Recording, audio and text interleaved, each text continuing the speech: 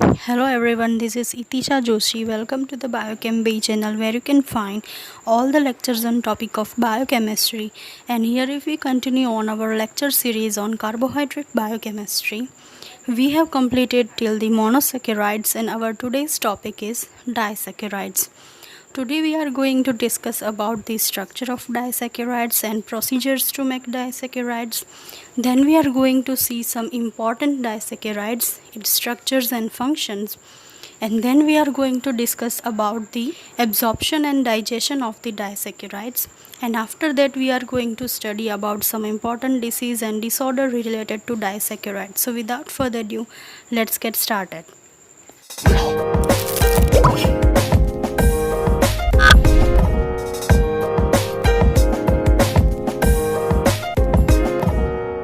So first is structure of disaccharides. The structure of the common dietary disaccharides can be partially deduced from their chemical and physical properties. For example, maltose. Maltose is a malt sugar. Formula is C12H22NO11. From partial hydrolysis of starch is a reducing sugar. So maltose can be derived from the partial hydrolysis of starch and maltose is a reducing sugar.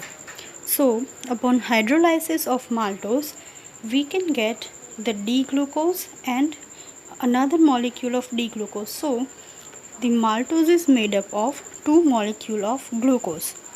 The second example is lactose. Lactose is a milk sugar. The formula is C12H22O11. It found in a milk. Lactose is also a reducing sugar. Upon hydrolysis of lactose, we can get D-galactose and D-glucose. So lactose is made up of a glucose molecule and a galactose molecule. The third disaccharide is a sucrose. Sucrose is also known as the table sugar. The formula is C12H22NO11. It found in sugar cane and beets, but sucrose is not a reducing sugar. Upon hydrolysis of sucrose, we can get D-glucose and a D-fructose. The sucrose molecule is made up of the glucose molecule and a fructose molecule. So how can we derive a disaccharide? What is the procedure to make a disaccharide? So disaccharide can be formed by the reaction of condensation. So in the procedure of condensation, the water molecule is removed and two monosaccharide molecules can be joined together. Now here you can see that two monosaccharide molecule is there. Now the water is removed and two monosaccharide molecule is joined via the oxygen molecule. So that is the reaction of condensation. Now the first structure of disaccharide that we are going to learn is maltose. Maltose is made up of two molecules of glucose. Here on the first and fourth carbon the water molecule is removed. Upon removal of water molecule, the two molecule is joined via the oxygen molecule. Here the first carbon of the first molecule of glucose and the fourth carbon of another molecule of glucose is joined via the glycosidic linkage.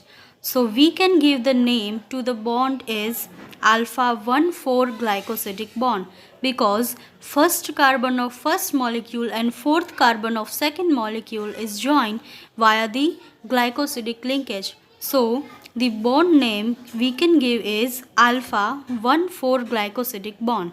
Alpha because here the molecule of glucose is in the alpha anomeric form. Alpha and beta are anomers of each other. In the alpha form, CH2OH and hydroxyl group are on the opposite direction.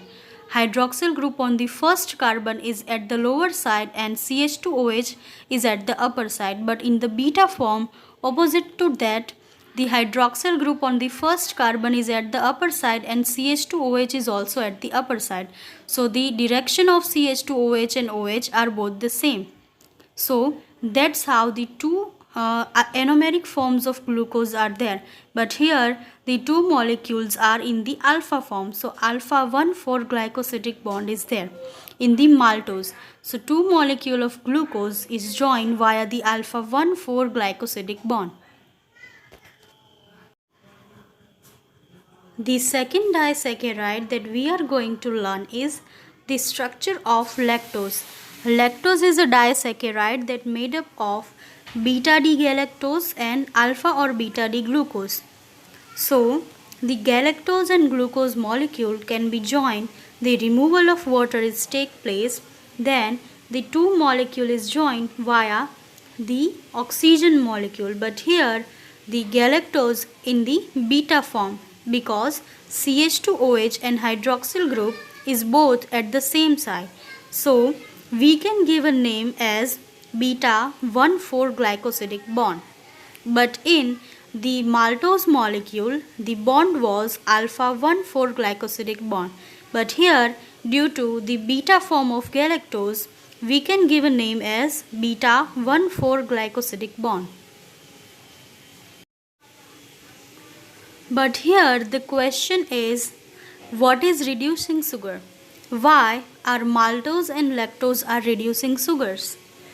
The definition of reducing sugar is as any disaccharide or any carbohydrate that has the free aldehyde or a ketone functional group are all considered as the reducing sugar. So whatever carbohydrate is there, if they have free aldehyde or ketone group on its structure, then we can call it as the reducing sugar. So maltose and lactose both have free aldehyde group. But in the structure of a sucrose, the sucrose is a disaccharide that made up of the molecule of glucose and fructose. So there are no free ketone group or aldehyde group is there. So that's why sucrose is not a reducing sugar. So sucrose is considered as non-reducing sugar. So here the structure of sucrose is there. Sucrose is made up of alpha D glucose and beta D fructose. So here the first carbon of the first carbon of glucose molecule and second carbon of fructose molecule are joined via the oxygen molecule. So the bond name is alpha 1,2-glycosidic bond. Alpha because this glucose molecule is in the alpha anomeric form. So here the bond between glucose and fructose is alpha 1,2-glycosidic bond, and then we get the structure of sucrose. But in the sucrose structure there are no free aldehyde or ketone group is there. So that's why the sucrose molecule is a non-reducing sugar. So now we have completed the structures of all important disaccharides. Now we are going to understand about the digestion and absorption of disaccharides. The sugars maltose, lactose and sucrose cannot be directly absorbed from the intestinal tract. Each must be first enzymatically hydrolyzed to the constituent monosaccharides. Enzymes are usually named by adding the suffix "ase" to the name of the compound undergoing the reaction. So for example, the maltose is undergoing to the digestion process, then the enzyme that digests the maltose is maltase. So maltose, then we can give a suffix "ase" to it, then we can give a name as maltase. So maltase enzyme can react upon the maltose and we can get the two molecules of glucose. So that's how the digestion of maltose sugar can be taken place. Then the second molecule is lactose. So lactase enzyme is there. So upon the reaction of lactase, the lactose molecule can be break up into the glucose and a galactose molecule. Now on the sucrose molecule, sucrase enzyme is there. So sucrose have ability to break down the sucrose into two molecules, the glucose and fructose. So upon digestion of all the disaccharides, we can have the constituents of monosaccharides. So now we are going to look at some important diseases related to the disaccharides. So the first one is lactose intolerance. It also called as milk intolerance. The Lactose intolerance is the inability to fully digest the lactose in a dairy products. So, lactose intolerance is usually caused by a deficiency of an enzyme in the body called as lactase. The symptoms can be include the abdominal cramps, bloating and diarrhea. So lactase enzyme cannot digest the lactose. So the second one is galactosemia, which means galactose in the blood. It refers to a group of inherited disorders that impair the body's ability to process and produce energy from a sugar called galactose. Galactose is a disaccharide which is made up of lactose and a glucose molecule. When people with galactosemia ingest foods or liquids containing galactose, undigested sugars build up in the blood. So that's how galactosemia disorder can be taken place. So these all are symptoms of galactosemia. For example, brain damage, cataracts, jaundice, enlarged liver, kidney damage.